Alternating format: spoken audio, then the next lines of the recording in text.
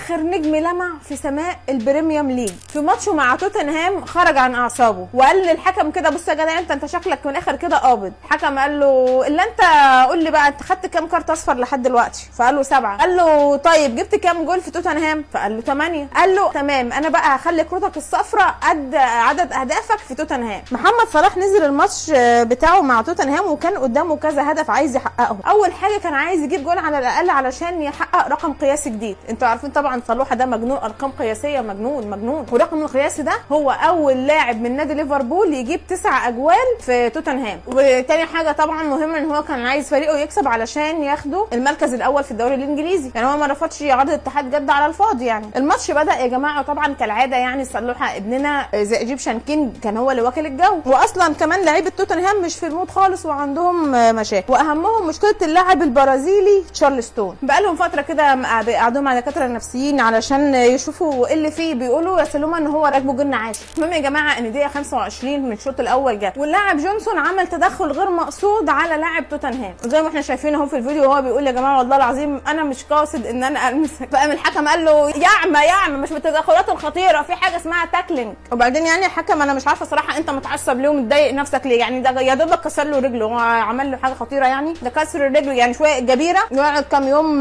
في البيت؟ لا بس صدق يبقى في مشكله في الجبيره دلوقتي، ممكن تكون الدنيا هناك حر علشان يهرش بقى من جوه الجبيره، تحس ده من تحت جبس في حته عايز تهرش فيها دي، عارفها؟ في يا جماعه الحل فيها ان انت بتجيب المسطره دي وبتعملها مهرشه، بتدخلها بقى من بين في الفراغ اللي بين رجلك وما بين الجبيره. ده مارسيليو قبل كده السبب في ان في لاعب كره اعتزل كره القدم كلها وما حصلوش حاجه، يعني جت على كسر الرجل الحكم يعني عمل دوره كحكم ورفع له ايه الكارت الاصفر. اما المدرب بتاع توتنهام، المدرب او المدير الفني الصراحه مش عارفه منين بسرعه عن الماديات، المهم راح بص له كده صغر له وقال له كارت اصفر ايه ده؟ احنا دافعين لك حتى بالجنيه الاسترليني مش بالجنيه المصري، الجنيه المصري ده مظلوم والله العظيم. المهم يعني فيعني انا ايه مدينك رشوه جامده، هم اكيد مدينهم رشوه طبعا نادي توتنهام عشان يقدروا يكسبوا ليفربول، لان ليفربول طول ما هم عندهم محمد صلاح مش هيقدروا يكسروا، مش هيقدر توتنهام مش هتقدر تكسبهم. عارفين لو صلاح مش موجود في ليفربول، لا طبعا فاكرين هقول برده ليفربول هيكسب، لا يا حبيبي ليفربول من غير محمد صلاح ناسنج.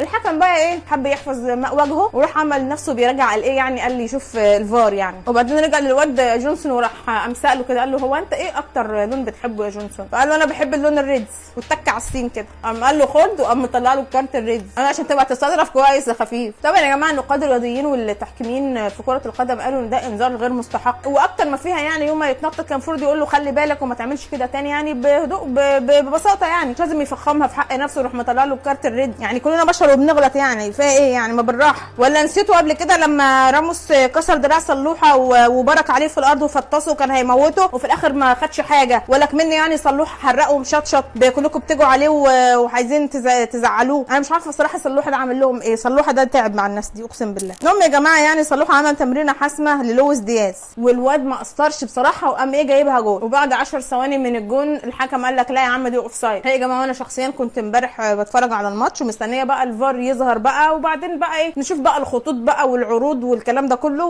وناخد بالنا ونشوف بقى فين الاوف سايد اللي هو بيقول عليه. ما جابوش بقى الحاجات دي، داروها. الحكم حسبها بالويم كده قال لا هي دي شكلها كده اوف سايد. ظلم، حكم ظالم. لكن لجنه الحكام بعد الماتش يعني قدمت اعتذار رسمي وراحت معاقبه الحكم علشان العمل ده. طب احنا استفدنا ايه يعني؟ شويه قوده. عملوا ايه بقى؟ انا استفدت ايه؟ انا استفدت ايه؟ قسما بالله دي طبيخه معموله، والحكام دول كلهم مدفوع لهم عشان يحرقوا دم صلوحه. حتى لو تلاحظ ان هو طول الماتش كان متعصب ومتزرزر. عرفتوا بقى متزرزر ليه؟ كله بقى بيحط اكيد كله طبعا يضغط عليه، الاعلام يضغط عليه من هنا، السوشيال ميديا تضغط عليه من هنا. طب والله العظيم يا جماعه الدوري المصري بتاعنا فيه تحكيم عن اللي احنا شفناه امبارح. اي نعم يعني في شويه حب للون الريدز اكتر من اللون الالوان الثانيه، ولكن في احسن برضه. يعني عندنا الحكم بيروح يشوف الفار ويراجع وكل حاجه، مش بيجيبها بالسنس. يعني حتى في اسوأ الظروف لو ما فيش فار فعلا بيروح يشوف حد من الجمهور لو كان مصور الماتش ويقول له وريني يا ابني كده اللي احنا شفناه، وبيراجع وبيتاكد برضه. يعني حتى لو ما فيش فار هو بيعمل فار من خلال تليفونات الجمهور المشاهد. وده حصل يا جماعه قبل كده ما ننساش في ماتش السويس والنصر، يعني لما الحكم استعان بتليفون احد الجماهير. هو اي نعم يعني توقف بعدها يعني، ولكن يحسب له ان هو اتصرف الصراحه. صلاح قال يا عم ماشي خلاص تمام هنعديه. حصلت معانا قبل كده في ماتش تشيلسي من شهر ونص ومتعودين، يعني ما هياش حاجه جديده على بتوع بره. هو جنسيته ايه الحكم ده؟ انجليزي؟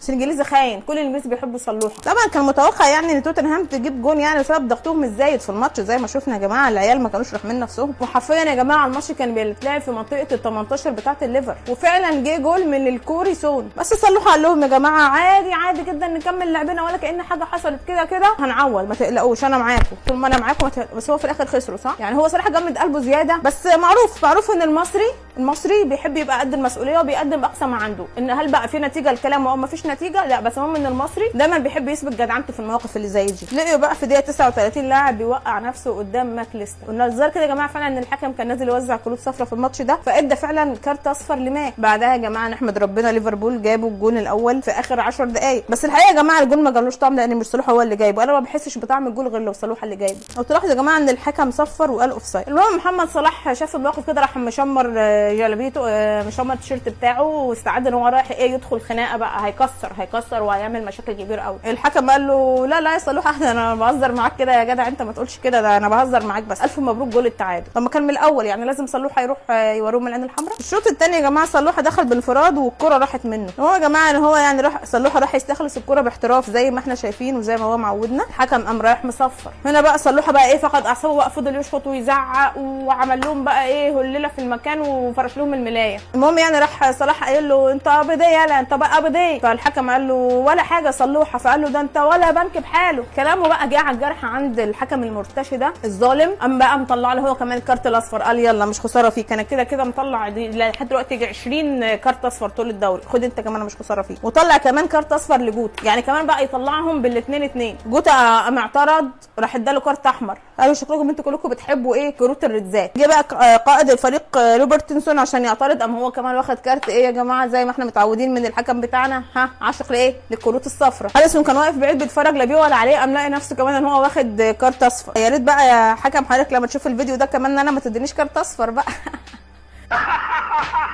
بيس يا مان بيس. يعني الحكم زودها على الاخر لدرجه ان اللعيبه بصوا على كلوبي وقالوا له نعمل ايه يا كوتش، احنا هنتصرف ازاي دلوقتي؟ يعني حاسين ان احنا لو اتنفسنا هناخد كروت صفراء برده وبعدين هنطرد. كلوبي قال لهم يا جماعه والله العظيم انا زيكم خايف ومتضايق اكتر، انا بتمنى من كل قلبي دلوقتي ان في 3 كمان منكم يطردوا عشان الماتش كله يتلغي بقى، انا مش عارف اتصرف كده. المهم يا جماعه الماتش كمل ب9 لعيبه، قام كلوبي مطلع كل المهاجمين ومنزل كل المدافعين وطلع صلوحه. ما ننساش يا جماعه ان كلوبي ده اساسا في كده غصه في صدره من صلوحه، انا مش عارفه ايه سببها. انا يا جماعه عايزه حد يفهمني الراجل ده حاطط نجره من نجر صلوحه ليه؟ حتى لما جه يطلع مطلع صلوحه. يا ابني انت عندك غير صلوحه يا ابني. يا جماعه ان كلوبي كان عنده امل يعني ان هو الماتش يخلص تعادل وياخد نقطه احسن ما يخسر خالص، يبقى لا طال عنب اليمن ولا بلح الشام. لكن عمنا ماتب كان له راي تاني، وقرر يبقى مهاجم وقام جايب جول في نفسه. هو ده اللي نزل بدل صلوحه؟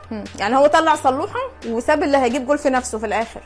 احسن، تستاهل، اقسم بالله انت تستاهل يا كلوبي. الراجل ده ملوش عيش في ليفربول، ده المفروض ياخد قطر 6 لاتان ويرجع لالمانيا تاني. الراجل ده ملوش عيش وسطينا يا جماعه، ده غبي بقى، انا عندي مجنون. وانتهى الماتش نهايه بس هي زي ما احنا كلنا شفنا بفوز توتنهام، وماتب والحكم خدوا منه في زمان. في اخر الفيديو احب اسال سؤال لو في حد عنده معلومه يا جماعه، عشان انا في حاجه هتحير التفكير دلوقتي. بيقول لك لما تيجي تبقى عامل دايت ما ينفعش تاكل الجزر كتير علشان هو بيبقى مليان سكر، فبلاش تكتر منه في الدايت. وفي نفس الوقت انت لو عندك سكر او مقاومه انسولين خده علشان بيظبط لك السكر في الدم. يعني الموضوع ده محير جدا، يا ريت لو حد عنده المعلومه دي اكتبوا لي في الكومنتات الاجابه الصحيحه، عشان انا بحب الجزر بس مش عارفه بقى المعلومه دي الحقيقيه. ماشي وبس كده.